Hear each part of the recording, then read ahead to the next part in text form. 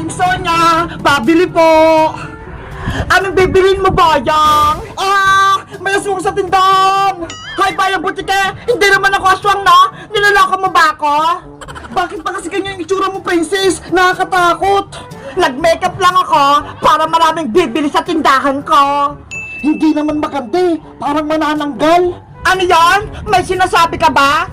Wala! Matanong ko lang, princess, bakit ikaw yung nandiyan sa tindahan? Nasa si Aling Sonia?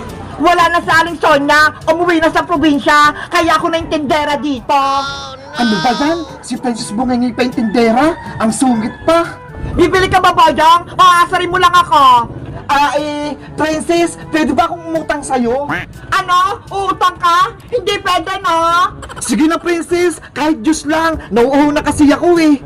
Nako, bawal umutang, Bayang. Malas siya sa tindahan. Ang damot naman ni princess. Ano kayang gagawin ko para pautangin niya ako? Ay, alam ko na, bobulahin ko siya. Kung hindi ka bibili sa tindahan ko, umalis ka na, Bayang Butike. Princess, may nagsabi na ba sa'yo? Ang ganda ng buhok mo. Talaga ba, Bayang? Oo, kakaiba. Parang pansit canton, kulot-kulot. Ay, ano pang maganda sa akin? Sabihin mo. Yung ngipin mo din, kahit bungi-bungi, ang ganda. Sabi na nga ba, maganda ako eh. Ano, princess, pwede na ba akong umutang? Sige na nga, pautangin na kita, Bayang. Ano pang gusto mo? Bigyan mo ako ng juice, tsaka biskuit. Merienda ko lang. Okay, wait ka lang. Kukunin ko. Ayos, nakautang na ako. Bayang, eto na yung biskuit mo, ha? Pati juice. Thank you, princess.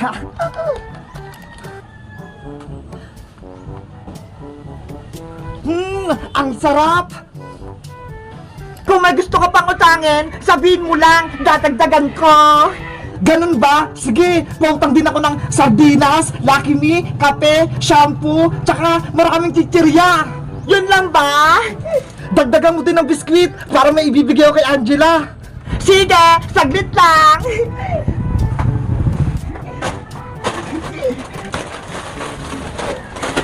Ang galing ko! Nauto ko si Princess! Ang dami kong nautang! Bayang! Eto na yung mga inutang mo! Wow! Salamat, Princess! Ang dami nito! Matutuwa si nanay! Ilista ko na lang dyan, ha! Bayaran mo bukas! Okay! Uli na ako, Princess! Bye-bye, Bayang! Bye-bye din sa'yo! Na. Ang daming binili ni Boyong Isang supot, para siyang nag-grocery. Bayang, saan galing yan? Pinautang to sa akin ni Princess Bebang, galing sa tindahan ni Aling Sonia. Hindi ko na to babayaran. Ano? Naku, malulugi talaga yung tindahan ni Aling Sonia. Basta ako, mag-grocery na ako. Princess! Ano, Bebang? Uutang ka din? Hindi pwede. Mahaba pa yung listahan nyo rito. Magbayad muna kayo. Bakit si Boyong? Pinautang mo. Ang dami pa. Kasi sinabihan niya kung maganda ako. Kaya pinautang ko siya. Yun lang? Sinabihan ka lang ng maganda? Tapos pinautang mo na siya?